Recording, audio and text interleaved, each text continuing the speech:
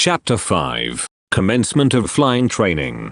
Watchfield lay in a pleasant part of Oxfordshire, closer to the main road between Swinton and Farringdon on the border of Wiltshire. The R.A.F. airfield was really a very large flat field surrounded by low hedgerows, divided by a road which enabled the airfield to be used to the east or west side. Number 3 Elementary Flying Training School was split into 2 flights, one on the west side and one on the east side. The aircraft used for training of ab initio pilots were the famous de Havilland Tiger Moth, of which over 8,000 were built worldwide for this purpose. Designated BH-82, the Tiger Moth was powered by a Gypsy Major 130 horsepower engine, and was a biplane made of wood and fabric. It had a maximum level speed of 109 miles per hour, a cruising speed of 93 miles per hour and a range of 300 nautical miles. It was a tailwheel aircraft designed to be known as a three-pointer or tail dragger. The unit was formerly the Civilian Flying School, Air Services Training, which had been at Hamble near Southampton before the war, and requisitioned as a service unit and relocated at Watchfield. Such a move had become necessary as training would have been nigh on impossible at the former airfield, sited as it was on the south coast. Close to Portsmouth Naval Dockyard and the port of Southampton, both prime targets for the Luftwaffe. Number 3 Fs was manned mostly by the former civilian instructors who, as reserve officers, had been called up to carry on their work at an R.A.A.F school. The commanding officer was a Wing Commander Jenkins, who was a famous pilot and had won the King's Cup Air Race, the highest prize for civilian air racing in Britain before the war. It was to Number 3 Fs that I reported on the 23rd of July 1941, after 10 days leave, following the successful conclusion of my initial training at Newquay. A number of the chaps I had been with at Newquay also reported for the same course. We learned that a number of others who were due originally to come to Watchfield had their postings changed to train in either Canada, America or Rhodesia. Training had become very difficult in Britain, due to the continuous disruptions because of enemy air activity. So a training scheme had to be established in safer areas in the British Empire, and it had to be named the Empire Air Training Scheme. I was not in any way jealous of their overseas training, as I knew our training would be shorter and thereby a quicker route to the coveted pilot's wings. After the usual arrival formalities and allocation to our hut, we settled into our first days at a flying training base. It was still summer and generally good flying weather, and we went down to the airfield as soon as possible to watch the Tiger Moth swarming around doing the circuits and landings, bumps. Here we were at last close to commencing our flying, although some of us had been airborne before and were not facing our first flight. However, we were all facing our first flight as trainee pilots. The first few days of training were on the ground syllabus, including technical information on the Tiger Moth and running through cockpit drills on the ground. We then moved to our training flights and were introduced to our flight commander, Flight Lieutenant Bembridge, and to our instructors. Mine was to be Sergeant Elliot, and he seemed to be a very nice person, who was due to give me my first flight the next day. Our syllabus was split between flying and ground training, and generally we spent half a day on each. On the 25th of July I took my first air experience flight, and it was to prove one of the most shattering episodes in my whole flying career. Unfortunately, Sergeant Elliot had been called away and I was to fly with Pilot Officer Welch. He was quite pleasant on the ground, but, to my amazement, turned out to be a monster in the air. The flight lasted 35 minutes and was meant to give me confidence in the new air environment and to afford an introduction to the aircraft, its instruments, controls and performance. What followed was a nightmare. Welch screamed and shouted at me during the whole flight, and when he let me hold the controls he would then immediately snatch them away and abuse me for my performance and generally swear and curse at me. I was almost in tears and was very thankful when we landed and taxied back to the flight office. I thought that there and then my training would end and I would meet the horrible fate and disgrace of being suspended from training. More commonly known as being scrubbed, short for being removed from the course list. Totally devastated, I climbed out of the aircraft, and then into my utter amazement Mr. Hyde again became Dr. Jekyll. He spoke once more in his soft cultured English accent and told me I had done quite well. He restored my morale somewhat and wished me well in my future training. However, I really felt that if that was what flying training was about, I didn't want any more of it. One of his own pupils met me and asked me how I got on, But he must have known, because he consoled me telling me not to worry. Apparently Pilot Officer Welsh was desperate to get off instructor duties and go to operational flying by tyrannic manner in the air. He hoped to be moved away from training pilots. Brown, the other trainee who spoke to me, told me Welsh was like this all the time, but he got used to him. I approached my next flight with considerable apprehension. Thankfully, Sergeant Elliot was back and took me on the flight, which was a complete contrast. We wore helmets and earpieces with a speaker tube on the dashboard of the aircraft. By inserting the earpiece plug into a slot, we could hear the instructor talk through the earpiece, and could reply by talking into a mouthpiece on the dashboard in what was called the Gosport tube. Sergeant Elliot completely restored my confidence, and I enjoyed the flight, as we climbed and dived around clouds and learned the handling of the controls and to read the aircraft instruments. After landing, Sergeant Elliot asked me how I felt, and I told him of my first flight and the contrast between that and the second.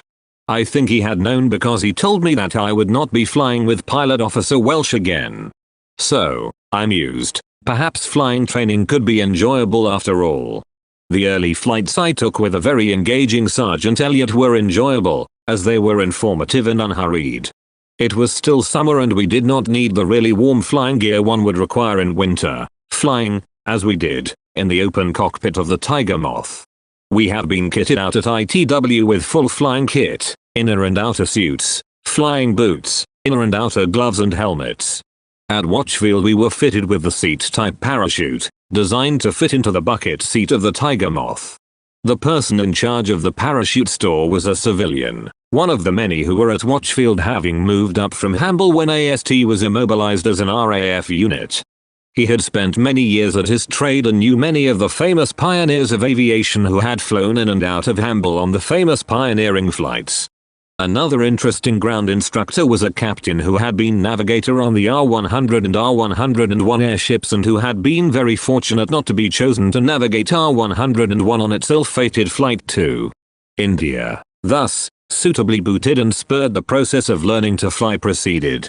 Early training included straight and level flying, medium turns, climbing, gliding and stalling, all necessary prior to getting down to the essential circuits and landings. We did, however, start doing takeoffs quite early. The Tiger Moth did not have a self-starter for the engine, and we had to learn how to swing the propeller by hand to start the engine, before we even started flying. It was vital to follow very precise drills in cooperation with the person in the cockpit operating the engine controls.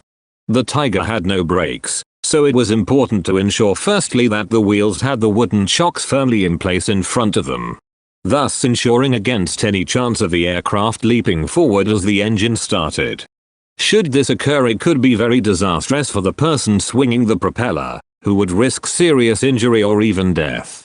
This exercise was a particular example of cooperation between pilots and ground staff in safe operation of aircraft. To facilitate this requirement, prior to flying, one was tested and given a certificate to show that one was competent in hand-starting aircraft engines. After 3 hours of training in the essential air maneuvers prior to carrying out landings, I began learning to land the aircraft, whilst I progressed slowly. This phase was one of considerable pressure, because only a limited amount of flying instruction was allowed to be given prior to going solo. Most students went off on their own after 11 to 13 hours instruction, and as I was a bit of a slow learner, it took me just under 14 hours. Naturally, as you get up to about 12 hours and had not gone solo, anxiety crept in, for if you got up to 15 hours without going solo, it usually meant being scrubbed. My instructor had been changed, and I had my last 5 lessons with a pilot, Officer Snowden, who had flown Spitfires throughout the Battle of Britain. One evening he gave me a very concentrated spell of just landings. He would take over as soon as I had touched down and whip the aircraft round in a low-level circuit and hand over to me again at about 300 feet on the approach, when I would once more do the landing. This really worked, and at the end of the session he said that he was putting me up with the flight commander for a first solo check. Flight Lieutenant Bembridge, with his laid-back cultured English accent, took me through various air exercises, and then we finished up doing a series of landings. He then told me to taxi to the side of the airfield and asked me, "Now Bates, how would you like to do one on your own?" Somewhat nervously I replied in the affirmative. It was a lovely summer's evening as he gave me a final few words of briefing and sent me off. It felt very strange to be on my own in the aircraft, as I taxied out for the takeoff run, double-checked my takeoff drills and with my heart in my mouth, turned into the wind and opened the throttle. The next 10 minutes seemed a lifetime as I flew around the circuit, saying to myself, now George, you are on your own, no one else is going to be able to do it for you. I approached carefully and sped over the ground, held off and touched down with a small bump but quite safely. The relief was quite unimaginable as I taxied in knowing that I had at last flown an aircraft on my own. Bear in mind in those days we had no radio, so no one can help you over the air, so you really were on your own. Having succeeded in getting down in one piece, I felt an exhilaration and sense of relief never to be experienced again. There's only one first solo and no pilot ever forgets the day he achieves this landmark. It has a magical thrill all of its own. I taxied back into the flight to be met by Flight Lieutenant Bembridge and Pilot Officer Snowden, who congratulated me. Behind them my fellow students ready to do likewise. A wonderful moment. To my surprise, Pilot Officer Snowden took me up again for 20 minutes and sent me off solo twice more that evening. Looking back in my logbook, I did 9 flights that day totaling 4 hours and 20 minutes. What a day to remember. After solo consolidation I moved into the more advanced exercises, steep turns, spinning, low flying, navigation, cross-country flights and instrument flying. The latter exercise was like the others, very basic, for the Tiger had only a few instruments, namely those essential for safe flight. These were limited to an altimeter, height, airspeed indicator, compass, a turn and slip indicator, to enable balanced and accurate turns to be made, and a petrol gauge. There is always light relief somewhere, one hopes, and it came to me courtesy of one Sergeant Siupek, a Czech pilot who took me on a low-flying exercise on a day when my own instructor was away. Little did I realize that I was about to receive my sex education and a flight that I shall never forget. Sergeant Siupek loved low flying and he was very good at it, demonstrated when we went down to an area near the River Thames. Suddenly, he called out, "Look down there, now we have some fun." In the field were a man and a woman in a very compromising position and half-clad to boot. We circled round and round over the top of them, only a few feet off the ground. Their sexual activities came to an abrupt end as they rapidly sought to put their clothes on. I can still see now the lady putting on her knickers and the man pulling up his trousers and shaking his fist with the other. Sergeant Siupek was laughing his head off, thoroughly enjoying the fun, his and mine, not theirs. Sergeant Siupek's love of low flying was to get him into trouble later. He beat up a punt on the River Thames, causing the 2 lady occupants to jump in the water and risk drowning. Unfortunately for the sergeant, someone took his aircraft number and he got court-martialed, demoted and taken off flying for 6 months. Low flying was a sort of disease with some pilots, and of course it is a great thrill which has led to the death of many aviators. One of my fellow students decided to fly under the Clifton Suspension Bridge over the Avon Gorge near Bristol. Unfortunately for him, a train was crossing the bridge and his air officer commanding was on it, took his number and had him court-martialed. He got 3 months detention, the last 4 weeks of which he spent in the notorious Glasshouse military prison in Colchester. He was a very chastened chap when he came out. Not long after my first solo we had a period of bad weather, and furthermore I was not doing too well. I became rather depressed, so much so that I reported sick. The medical officer made a remark I have never forgotten. He just chatted and said, "We haven't seen the sun lately, have we?" He just said, "Go away and cheer up." The next day the weather turned out beautiful, so all my woes disappeared. I've never forgotten that episode and have remembered it always afterwards when I feel depressed. It has helped a lot to lift me out of such feelings. With the better weather we began our cross-country navigation phase.